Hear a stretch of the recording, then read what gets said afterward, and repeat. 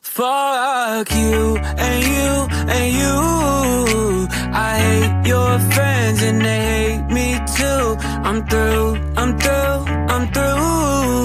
It's that hot girl bummer anthem. Hey everybody, how's it going? Thanks for joining me today. Thought I would create a little video for everybody.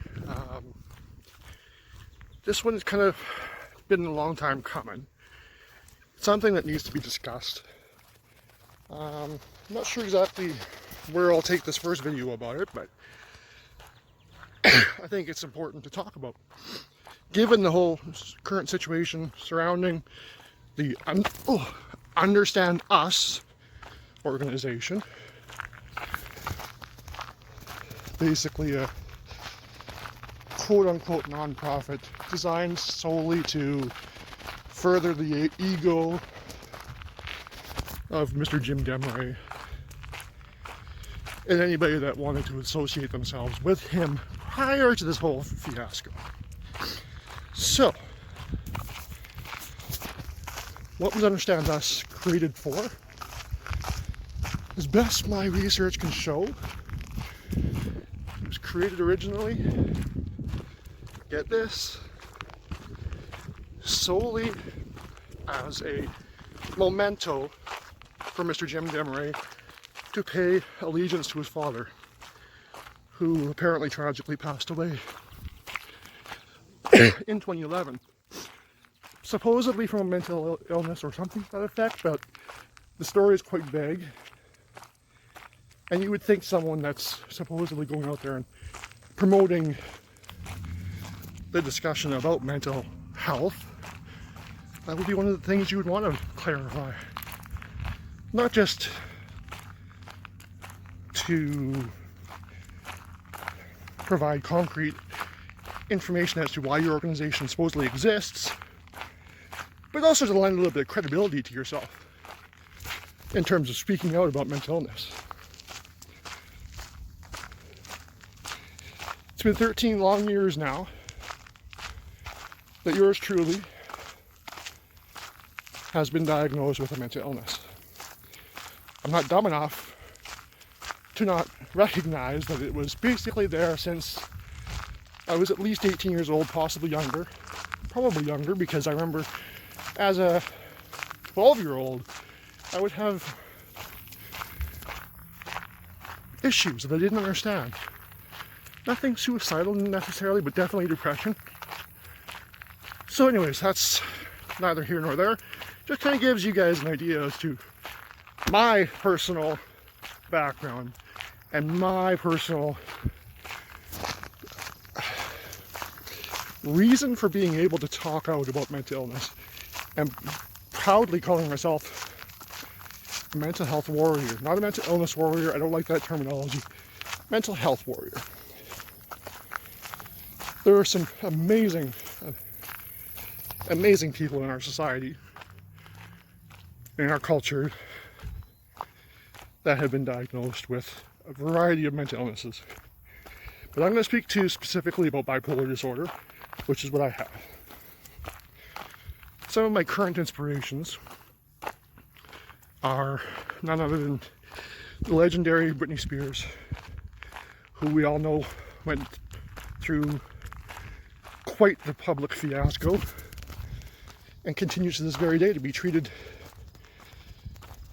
I would venture to say, inappropriately by her family and the government and all that kind of stuff to control how she lives her life. It's truly unfortunate because she's got such natural talents, and I strongly believe that bipolar and mental illnesses in general help contribute to that creativity that comes with being a singer or a poet or a writer or an actor.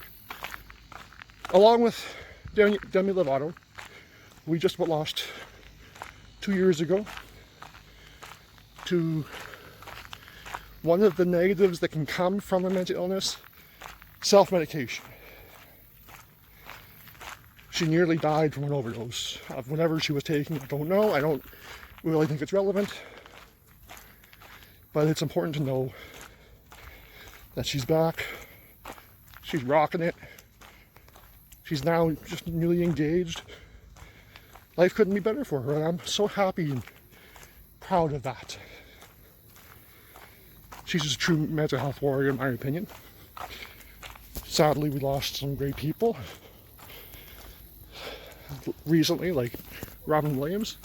Literally a month after my suicide attempt in 2014, I had learned about his tragic timing of his death. It was very hard on me at the time. Still is. Because he was one person you never knew. You would never, and then that, is that right or wrong? That's for each of us to decide on our own. What you're comfortable with expressing, what you're comfortable with experiencing, what you're comfortable with others knowing, that's all important in terms of how you act around friends and family, but also how you portray yourselves to the public. Myself, having 5 years under my belt before the Regina election, and not talking about it publicly ever, it was very difficult for me to do. Anybody that watched my campaign obviously had questions as my mental health. Not sure how many people actually stalked me enough to find out from confidential hospital records, I'm not going to mention names, to find out my mental health history.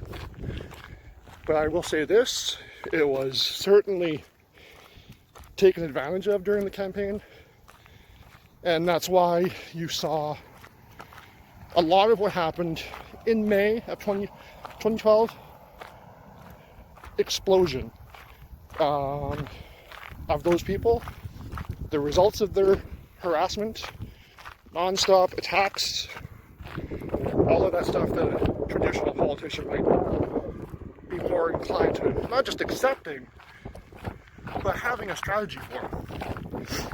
This is something I haven't told anybody out there publicly, but I'm sure it shouldn't be a shock to any of you. My 2012 mayoral campaign, 10,000%, my own baby, 10,000%, no fucking PR people, because PR people like Melissa Fiacco, for example, are the worst people known to man.